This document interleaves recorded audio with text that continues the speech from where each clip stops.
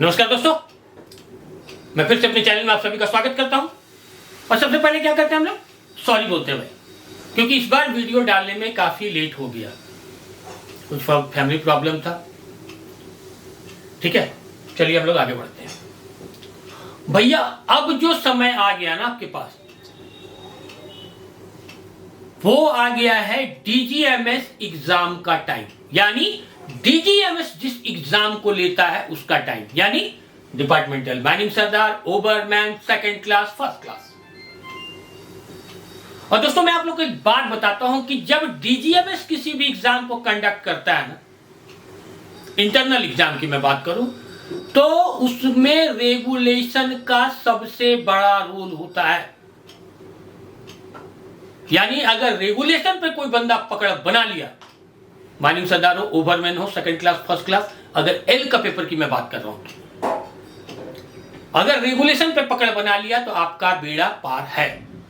क्योंकि डीजीएमएस के किसी भी एग्जाम में पास करने के लिए आपको कितना चाहिए, 50% मार्क्स चाहिए।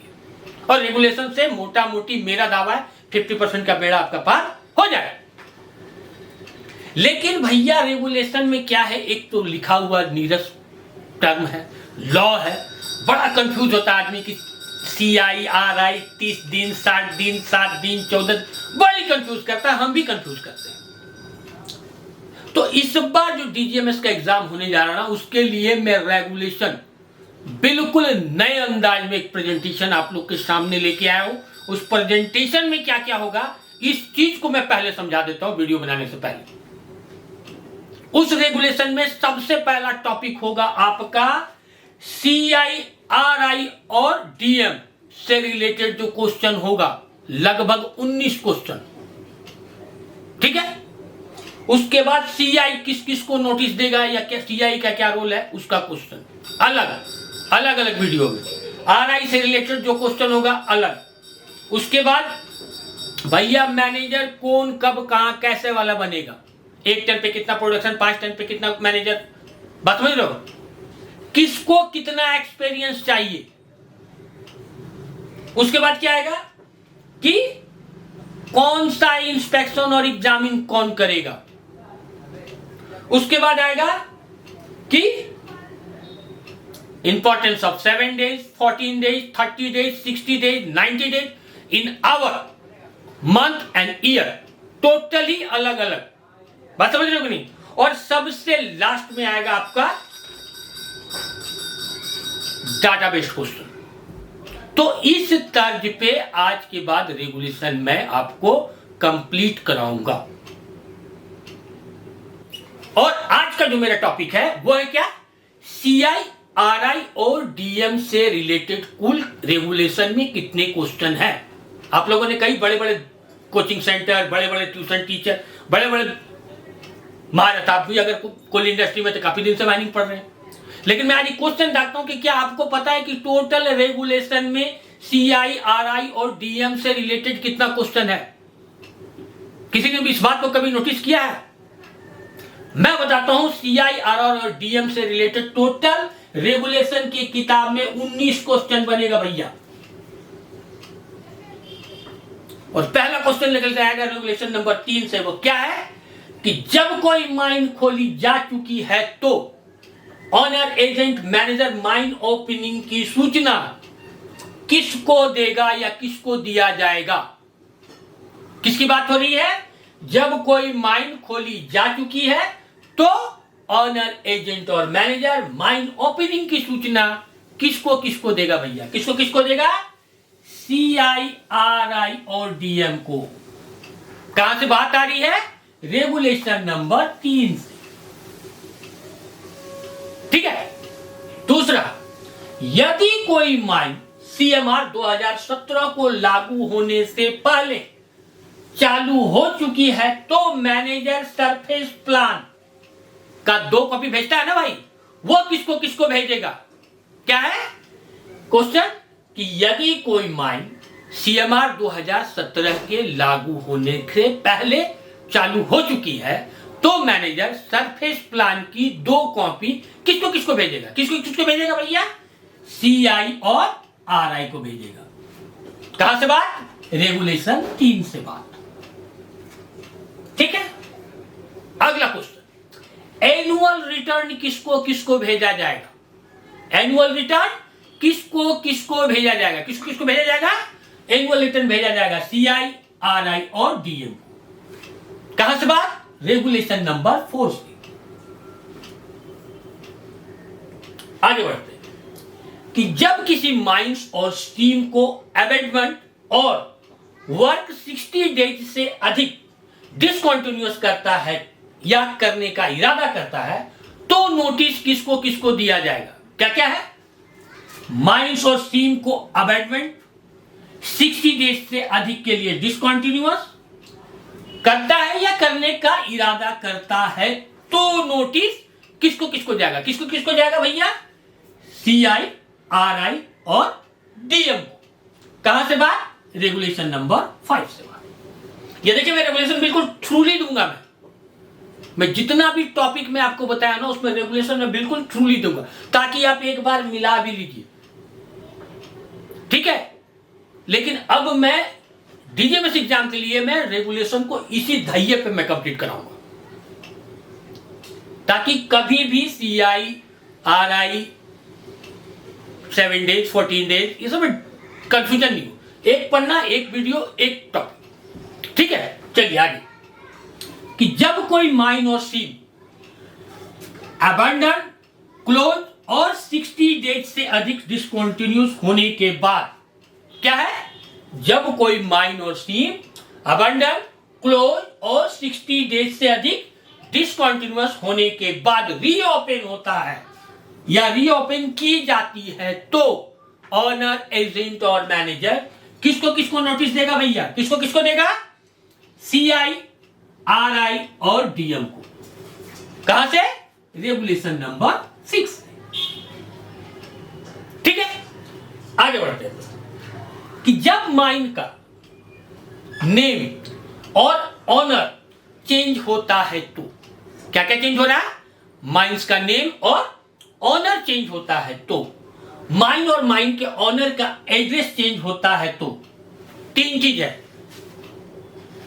Name of mines, owner change हो गया और माइन और माइन ऑनर का एड्रेस चेंज हो गया तो नोटिस किसको किसको जाएगा भैया? तो नोटिस जाएगा सीआई और आरआई साहब को। कहां से बात? रेगुलेशन नंबर 7 से की बात। ठीक है, आगे यदि इलेक्ट्रिकल एक्सीडेंट से पहले, क्या है? इलेक्ट्रिकल एक्सीडेंट से पहले नोटिस सीरियस इंजरी की थी, बाद में फैटल हो गया। क्या है टर्म? इलेक्ट्रिकल एक्सीडेंट हुआ है, पहले जो हमने नोटिस दिया वो किस पे दिया? सीरियस इंजरी का दिया, लेकिन मामला गड़बड़ा गया और क्या हो गया? वो फैटल में कन्वर्ट हो जाता है तो सीरियस इंजरी कोई और इंजरी हो जाता है या जो सीरियस बॉडी इंजरी है वो किसी और इंजरी में कन्वर्ट हो जाता है। ठीक है, तो नोटिस हम लोग किसको देंगे? किसको देंगे भैया? डीएम साहब को देंगे, सीआई साहब को देंगे और आरआई। ऐसी स्थिति में क्या होगा? डिस्ट्रिक्ट मैजिस्ट्रेट, सीआई और आरआई को नोटिस हम लोग देंगे। बात कहां से? रेगुलेशन नंबर 8 से। अब क्या है कि अगर कोई व्यक्ति इलेक्ट्रिकल एक्सीडेंट के बाद काम पर लौटता है तो, क्या है क्वेश्चन? कि अगर कोई व्यक्ति इलेक्ट्रिकल एक्सीडेंट के बाद काम पर लौटता है तो नोटिस हम लोग किसको देंगे भैया? हम लोग देंगे सीआई और आरआई साहब को। कहां से बात? रेगुलेशन नंबर 8 से बात। अगला क्वेश्चन क्या बोलता है कि नोटिस ऑफ नोटिफाइड डिजीज किसको देंगे भाई? नोटिफाइड क्या नोटिफाइड जो डिजीज होता है ना उसका नोटिस हम लोग किसको किसको देंगे? किसको किसको देंगे भैया? CI, RI, DM. इसके अलावे इंस्पेक्टर ऑफ माइंस कौन होगा? Mines medical. और एक चीज इसमें आएगा compensation related officer. Notified disease का जो नोटिस है वो जाएगा 5 आदमी को, सीआई साहब, आरआई साहब, डिस्ट्रिक्ट मैजिस्ट्रेट साहब और उसके बाद किसको जाएगा? इंस्पेक्टर ऑफ माइंस मेडिकल और पांचवा किसको जाएगा? Compensation related officer. कहां से बात? Regulation number 9। अगला क्वेश्चन क्या बोलता है कि माइंस में कोई सीरियस बॉडी इंजरी या फैटल डेथ हो जाता है तो मैनेजर नोटिस किसको किसको देगा? किसको किसको देगा? सीआई साहब और आरआई को देगा। कहां से? रेगुलेशन 43 से। अब आगे बात करते हैं कि न्यू वाइंडिंग इंस्टॉलेशन का परमिशन कौन देगा? क्या क्वेश्चन? न्यू वाइंडिंग इंस्टॉलेशन का परमिशन कौन देगा? कौन देगा भैया? सीआई और आरआई। कहां से? रेगुलेशन 77 से। अगला क्वेश्चन क्या बोलता है कि यदि माइंस और उसके किसी भाग को रीओपन किया जाए। क्या है? माइंस और उसके किसी भाग को रीओपन किया जाए, जिसे क्या किया था? फायर और स्पॉन्टेनियस हीटिंग को काबू करने के लिए आइसोलेट माने अलग करके सील और पानी भरकर डुबाया गया है तो नोटिस किसको किसको जाएगा? कौन कौन सा टर्म है इस क्वेश्चन में कि यदि माइंस और उसके किसी भाग को रीओपन किया गया है। किस लिए रीओपन किए हैं? क्यों बंद किए थे पहले? जिसे फायर और स्पॉन्टेनियस हीटिंग से काबू पाने के लिए आइसोलेट और सील या पानी भरकर डुबा कर रखे थे। उस सिचुएशन को अगर हम लोग रीओपन कर रहे हैं तो नोटिस किसको किसको जाएगा भैया? सीआई साहब और आरआई साहब को जाएगा। कहां से? रेगुलेशन 148 से। ठीक है, देखो ये जो तरीका मैं लाया हूं ना, पहले मैं एक बार फिर से बता दूं, ये जो तरीका लाया ये रेगुलेशन के कंफ्यूजन को टोटली मैं दूर कर दूंगा इस बार। और लास्ट में आप लोग जब अगर इसको नोट करते हो ना अपने कॉपी में, तो जब नोट करते जाओगे ना तो लास्ट में मैं आपको बता दूंगा कि रेगुलेशन से मैक्सिमम कितना क्वेश्चन बनता है। ये खुद ब खुद आप समझ जाओगे। मैंने 19-20 आपको टॉपिक बताया कि रेगुलेशन से इसी धर्रे पे क्वेश्चन दागता है, चाहे आप किसी भी एग्जाम में बैठो। और खास तौर पे मैं अपने प्रिय बंधु, मेरे प्रिय बंधु कौन है? मैं डिप्लोमा होल्डर है, एक एंड पेपर निकाले मैनेजर बन गए। तो इंडस्ट्री में जो ओवरमैन है और ओवरमैन जो डिप्लोमा होल्डर है, उसका और मैनेजर का जो फासला होता है ना भाई, एक उंगली भर का है। और काफी दोस्त है भाई, मैरिड लाइफ है, फैमिली प्रॉब्लम है, इन सब चीजों में फंस के ना अभी तक इस एल पेपर का एक जो दूरी है ना पूरा नहीं कर पाया है। और इस बार मैं आप लोग से वादा करता हूं कि मैं एक ऐसे नोटिस, ऐसे रेगुलेशन, ऐसे न्यूमेरिकल के साथ उतरा हूं ना आपका, कि इस बार आपका बेड़ा पार होगा। बस गुजारिश है हमारे साथ बने रहिए। मैं इस बार इस तरह का टॉपिक और इस तरह का ट्रिक को लेके आया हूं ना कि आपका बेड़ा इस बार पार होगा, बशर्ते कि आप सिर्फ मेरे साथ बने रहिए। ठीक है, चलिए अगला क्वेश्चन क्या बोलता है? जब माइंस के किसी भाग में वाटर सीपेज नॉर्मल से अधिक हो रहा है या सीपेज नॉर्मल नहीं है। क्या है क्वेश्चन? कि जब माइंस के किसी भाग में वाटर सीपेज नॉर्मल नहीं है तो नोटिस किसको दिया जाएगा? किसको देंगे भैया? सीआई और आरआई साहब को। कहां से? 150 से ये बात आ रही है। चलिए आगे बढ़ते हैं। क्या बोलता है इसमें कि जब ऑनर एजेंट और मैनेजर सरफेस से माइंस के अन्य भाग से या बगल की खान से पानी भरकर अपनी माइंस के वर्किंग को डुबा देने का इरादा करता है तो क्या है? यदि ऑनर एजेंट और मैनेजर सरफेस से माइंस के अन्य भाग से या बगल की खान से पानी भरकर अपनी माइंस के वर्किंग को डुबा देने का इरादा करता है तो नोटिस किसको किसको दिया जाएगा भैया? नोटिस जाएगा सीआई और आरआई को। कहां से बात? रेगुलेशन 151 से। ठीक है, चलिए आगे बढ़ते हैं। माइंस और उसके किसी भाग में एक्सप्लोरेशन वर्क पूरा होने पर नोटिस किसको दिया जाएगा भैया? क्या क्वेश्चन? माइंस और उसके किसी भाग में एक्सप्लोरेशन वर्क पूरा होने पर नोटिस किसको दिया जाएगा? नोटिस दिया जाएगा सीआई को, और एक कॉपी किसको दिया जाएगा? आरआई को। कहां से बात? रेगुलेशन 219 से यह बात आ रही। चलिए अगला क्या बोलता है? एक्सप्लोरेशन वर्क के दौरान यदि उस क्षेत्र माइन और उसके भाग में आगे का एक्सप्लोरेशन वर्क अबंडेंट करने और स्थगित रखने का निर्णय लिया जाता है तो क्या क्वेश्चन? एक्सप्लोरेशन वर्क हो रहा है, वर्क के दौरान क्या है? एरिया, माइंस और उसके भाग में आगे का एक्सप्लोरेशन वर्क अबंडेंट और स्थगित रखने का निर्णय लिया जाता है तो नोटिस किसको जाएगा? सीआई और आरआई को। कहां से यह बात?